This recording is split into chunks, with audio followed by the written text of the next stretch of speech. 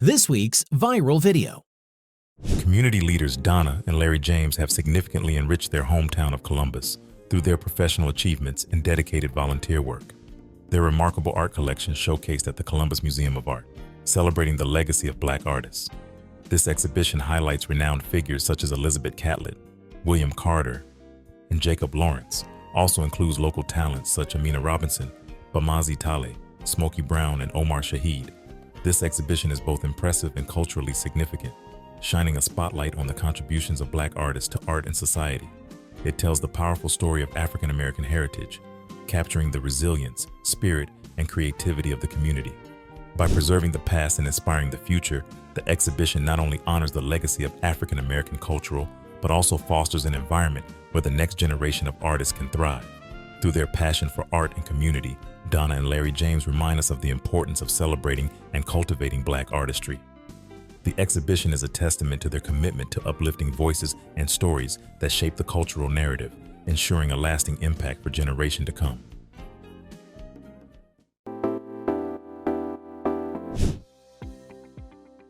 My name is Kimberly Jones. I'm the Director of Strategic Partnerships and External Affairs here at Central State University. So in my role, I directly work with corporate partnerships and the Center for Excellence. Both of these different programs work together simultaneously. We're bringing different partners to the university to expose our students to the variety of different jobs that they can get once they leave college. And the Center of Excellence, we work in collaboration with our Career Services Department, and we're working to make sure that our students are prepared and focused and ready to go out and get these jobs. So I'm originally from Detroit, Michigan. I came to Central State in 1985, and the way I came here was my 12th grade business teacher, Jewel Jones. I didn't get into the University of Michigan main campus, and I was really sad. And she was like, "I'm so happy because I didn't want you to go there." And she plopped an application on my desk and said, "Fill this application out. This is where you need to go." And the application was for Central State University. I came here sight unseen, didn't take a tour here, but it was the best decision that I made. So as a student, I remember coming here. When you come down 42, the first thing you see is Wilberforce University. So I was looking there and I said, "Hey, is that the school?" And it said, "No, Wilberforce." And then I remember coming just a few yards down and I saw the buildings and I was like, what is this? This is so different than what I'm used to in Detroit. But, my parents had drove me here 4 hours. We came here with the U-Haul and everything. So I was just like, okay, I must figure this out. I have to figure this out. And so really, I remember meeting a lot of people that I had went to high school with. I played basketball in high school. So there were some people that I knew. At first I didn't think I was going to know anyone, but then there were people that I knew. And the great thing about it is we all felt the same way. So we became a family. This year is 33 years that I've graduated from the university, and I still have some of the same friends that I had when I came on the campus in 1985. So they're still my friends. We still hang out and see each other time to time throughout the year. But the friendships that I've made here at Central State are my lasting friendships. So it was two things, and they're kind of intertwined and are the same. Central State is a family atmosphere. HBCUs in general, it's a family atmosphere. The teachers care about you. Your friends who are going to class, they become your sisters and brothers. So this university, I felt like was an extension of my family in Detroit. So that really made me feel comfortable. The professors here, they encouraged me just like my aunts and uncles and my parents did. So I just really felt comfortable here at Central State, and I felt like this was a place that I could thrive at. So and it depends on where you're coming from. So if you were coming from the city, like myself, some of the experiences that we had this was the country. I remember vividly on Sunday, waking up and smelling the crops, because I learned that on Saturday, that's what they did around here. They put the manure on the crops so the crops would grow. But by Sunday morning, that's what woke you up, smelling that smell. So I can remember that. But, even throughout that, it is so different from what you're used to coming from a city atmosphere. You have the opportunity to build relationships. Even in the world that we have now in 2022, you still have the opportunity to build those relationships, because the things that you're going through, your classmates will be going through. And that's going to be that bond that's going to keep you for years and years in the future. Central State University has 4 colleges: the College of Business, the College of Education, the College of Humanities, and finally, our John W. Garland College of Engineering, Technology, Science, and Agriculture. So in the College of Education, I can talk about that best because that's what I graduated from. So we have your elementary, if you want to be an elementary educator, a secondary educator. But basically, what the College of Education does is gives you the foundations of education, and it teaches students how to be a successful teacher. They have field experiences, then they have their full teaching experience at the end of their program. The College of Humanities is our college that has psychology, sociology, criminal justice. Also, we have the arts that are part of that college as well. So you have your arts majors, your music majors, and then you have your graphic design majors that are part of that college. The College of Business has everything from business administration, management, marketing, finance, accounting, all of those colleges, and we have a certification for entrepreneurism. And then lastly, our John W. Garland College of Engineering, Technology, Science, and Agriculture. We call it the SESTA College, but that's where you have your math, your engineering, your science majors, those who want to become doctors, those who want to become chemists. They all fall under that college. And also technology, your CIS, your agriculture, students who are doing research, and we have a lot of professors who are doing research in that college as well.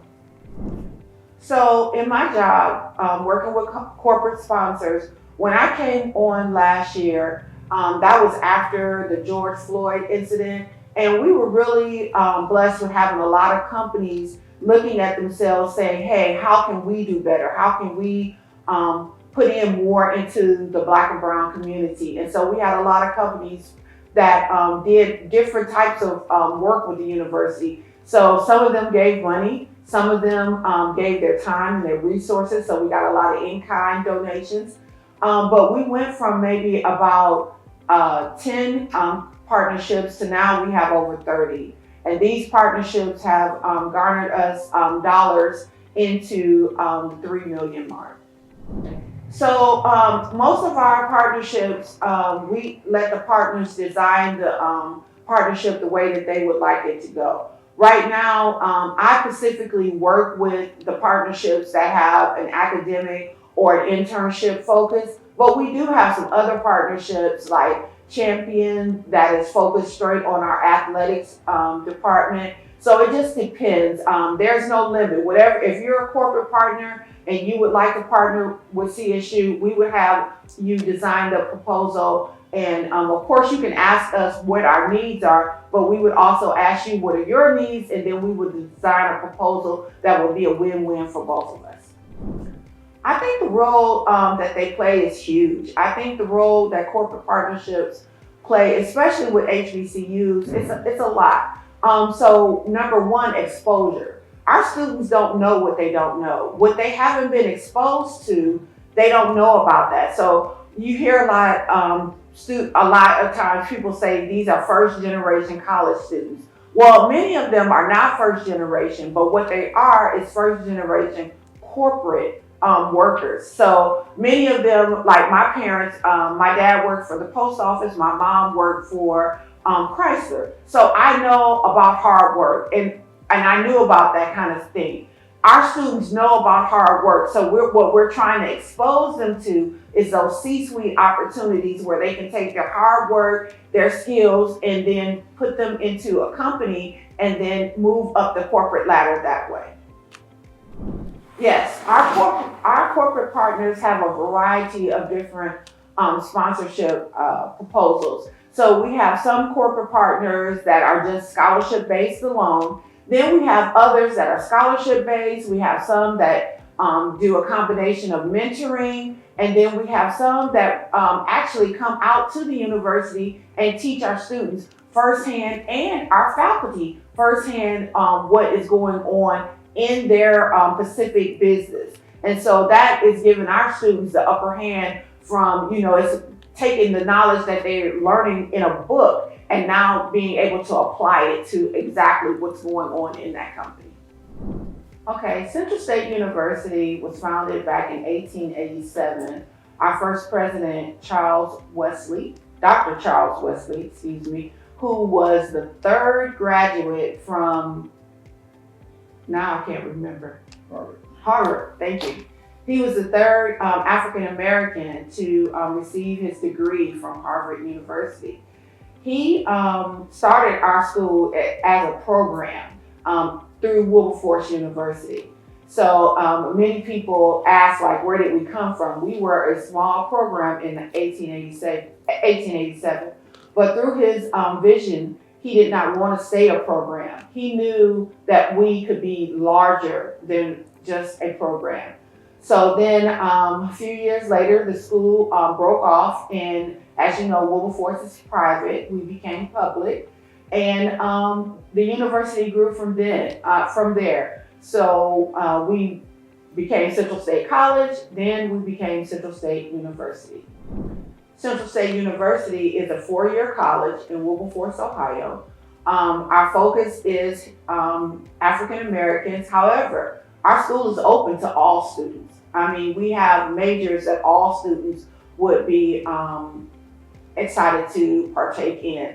But again, as you know, at the time in 1887, African Americans, blacks could not be educated. So it was very important to start universities where they could be educated. And again, coming from Wilberforce, and then we branched off and became the state college, the state HBCU. So we're the only state public HBCU in Ohio, and Wilberforce is the only private. There are a lot of differences between a Central State and an OSU, but I'm gonna tell you something that we have in common, and many people don't know this. We are both land-grant universities, and what that means is that there was the Morrill Act, and back in 1890, Central State should have became a land-grant university at that time, but we fought up until about 2016 to get our land-grant status. Ohio State got theirs much earlier than we did, but that is something that we have in common. But again, I guess the differences are, the focuses of the universities and the way the universities have been able to grow. You take Ohio State, you could take a Wright State, the funding is different. We should get the same funding, however, due to powers to be, there has been some issues with that. But you can get the same education at a Central State that you can get at Ohio State. Fun fact, I left Central State after I graduated, and I got my master's degree from Ohio State. So one thing I will tell you that I know that Central State gave me the foundation that I needed to get that master's degree. So going back to your last question, talking about the difference of like an HBCU or a PWI, whereas a PWI might have African American Day, every day is African American Day. Every day is focused towards you as a student at a Central State University. Back in the day, we used to have that whole saying of FUBU, for us, by us. Everything here is about us. It's about giving you that foundation that you need, that you're going to then take out into the world. And it's not something that's teaching you to be better than someone else, but it's giving you what, for lack of a better term, what you weren't given in your K-12 education. So I think HBCUs are very important. I think, when you're looking at, the differences between the two, I think you have to look a little deeper because there are some things on the face value that are different. But when you're looking for a deeper experience that's going to help you grow as a student, then I think you would see where HBCUs have more than some of the other schools here in the state of Ohio. Yeah, I think you will find more support here because one, you do have people who look like you here. Then also our schools are smaller. So I teach a class, for example. So when I go into the cafeteria, I see my students. I'm walking around and if they have a question, they can run up to me. Hey, Ms. Jones, I have a question about so on and so forth. I'm not saying that can't happen at a PWI, a larger school, but it doesn't happen as much. I have those interactions daily, 2 and 3 times a day with my students. Yeah, I think, I know our alumni, our teachers are very much vested in our students because when our students achieve, we're achieving as well. So we're trying to build up that generational wealth for our communities, and this is the way we do it. We still believe that education is the key. Our goals at Central State University have not changed since Dr. Wesley, our first president, wrote them actually. So our goals are to educate our students, to make sure that they are some of the smartest people on the planet. We have another goal of service, and we want our students to go back and serve their communities and also be leaders in those communities. The future is bright at Central State. I think any student or any parent, let's be honest, because you're not just recruiting the student, you're recruiting the family. Any student, parent, or family out there, if you're thinking about Central State, this is one of the universities. We're not too far away from you. We're here in the Midwest. We're not far away from Detroit. We're not far away from Chicago. But the future, again, is bright. Students can come here and they can get the education that they didn't even know that they needed. So many times you see students leave, they come here one way, but they leave here a totally different way.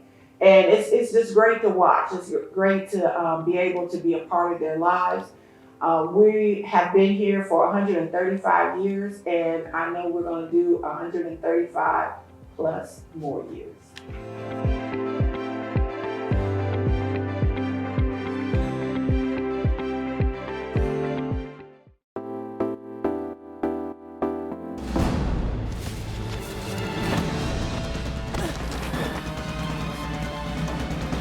Even the mighty might not see it coming.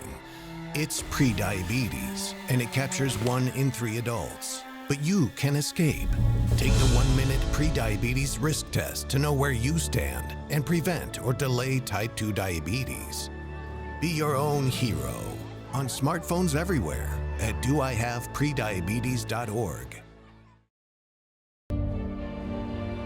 Have you ever helped a fellow veteran? Of course. Yes. Have you ever asked for help yourself?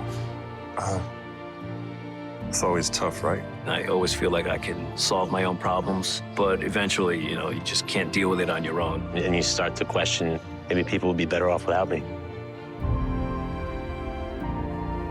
When you realize that you're not alone, once you take that first step, there's so much support. You think you got what it takes to be on TV? Well, submit your short film, music video, animation, and video opinion to BLEV614.com. And you can be seen on TV. There I was, 16, divorced, remarried with a baby, another on the way, and I could barely read or write. It was time for me to change my life and the lives of my family. So I went back and I got my high school diploma. That was the catalyst I needed. Now I have a bachelor's, a master's, and I became a teacher. Mom, this is your very first yearbook. Your commitment to education motivates me, your coworkers, and your students. You showed me that if you come from nothing, you can still be anything. You told me I deserve to succeed. It's been 15 years and I still live by that. You're the model for success for your kids, grandkids, and your students. When I look at all these success stories, I cannot help but think it all started by getting my high school diploma. When you graduate, they graduate. Visit finishyourdiploma.org to find free and supportive adult education centers near you.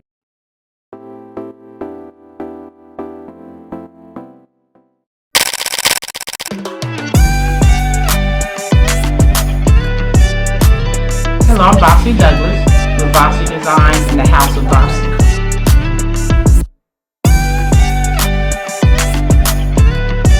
What inspired me to do my career in fashion was I like colors, I like patterns, things like that together, and like the creativity of mixing the colors and everything. So that's what made me want to do it, and I like the idea of making something from nothing.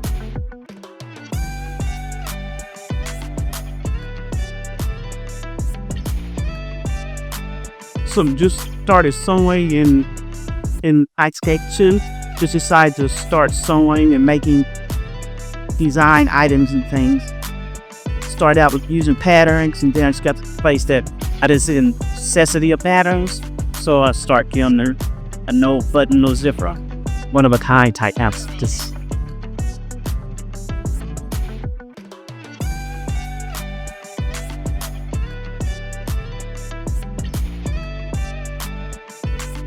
culturally, my designs are a mixture to me of by Asian influence and African. So being African American, and then I think the Asian part, I'm not sure exactly where that came from, but my clothes are kind of look like Asian and African mix of the fashions. I bought this outfit last year. It's original by Voszi. Her designs are unique. They're different. I feel the African fabrics and fashion infuse the world with the colors and the textures of mixing a lot of colors and mixing patterns and things together, and the ease of wear and the colors and stuff is something that the world wide.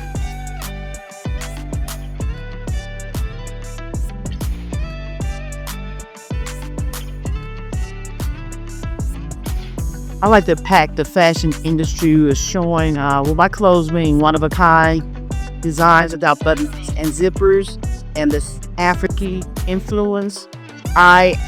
So my clothes impact a person for wear them for all type of occasions, the ease of wear. You know, if they would lose some weight or gain weight, they could still wear the clothes. Sometimes it'd be going backwards, even upside down, and sometimes the jackets and things. Could just show a lot of versatility and colors and that things like that.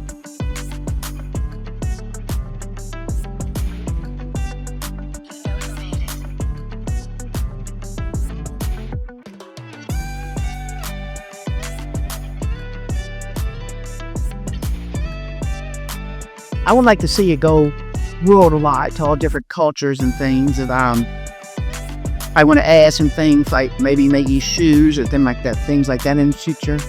But I'd like to see it worldwide, in Hollywood, every day. I love Voszi's designs because there's no zippers, there's no buttons. You can wear it anywhere, anytime, and they're comfortable. So the next generation, I'd like to inspire them to know that they can do it even if they put their mind to.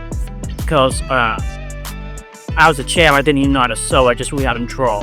So just work at it and use your mind to it, and then add your own touch and your own creativity.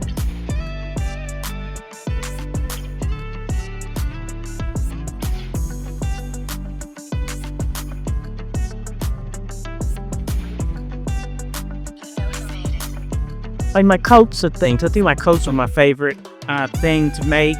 And I'm inspired by fabrics, mixing them together and how they fall, how they shake, how you shake them. I like to do different shapes and styles and versatility. So it's inspired by mostly colors and these shapes.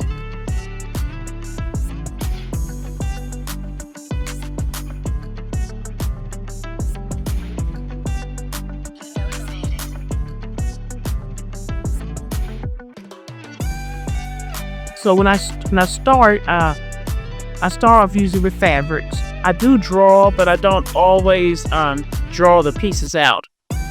But I'll get fabrics that inspire me, and then sometimes I'll actually just maybe put them on a table or hang them on a hanger together, and I'll walk around and look at them, and I'll see in my mind's eye what I want to make out of. Vossi's so memorable. She's humble. She creates beautiful garments, and she is the most humble person that you'll ever encounter. I want to start creating some of my own fabrics. Like I've taken some dye classes and dye techniques so I could dye my own fabrics, and then I draw. So some of my artworky things from my fabrics, and then I make them into the outfits that I make, like all type of clothes, how dresses, tops, pants, jackets, hat, purses, and even I do jewelry.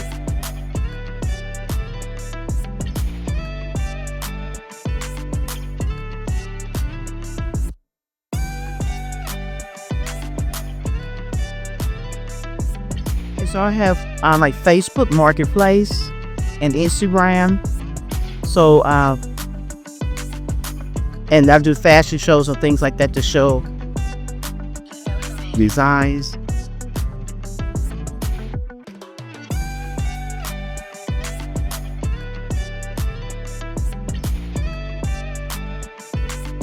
My Gmail is thehouseofvoszi@gmail.com, and Voszi is Voszi. How to spell that? And then Voszi Designs and Voszi Douglas on Instagram and Facebook.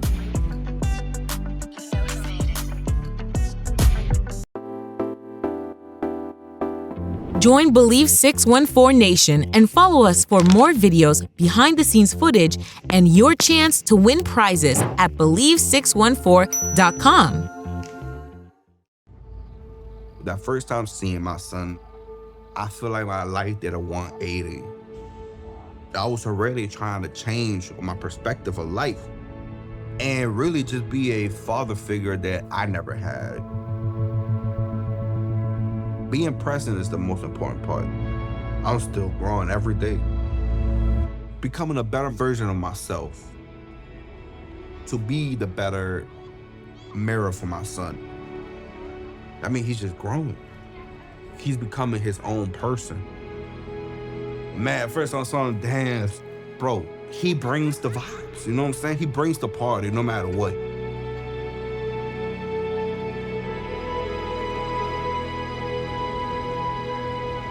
He really a definition of like why he loves somebody. And I love him to the death of me. Thank you for watching BLEV 614 TV show, and thank you to our sponsors.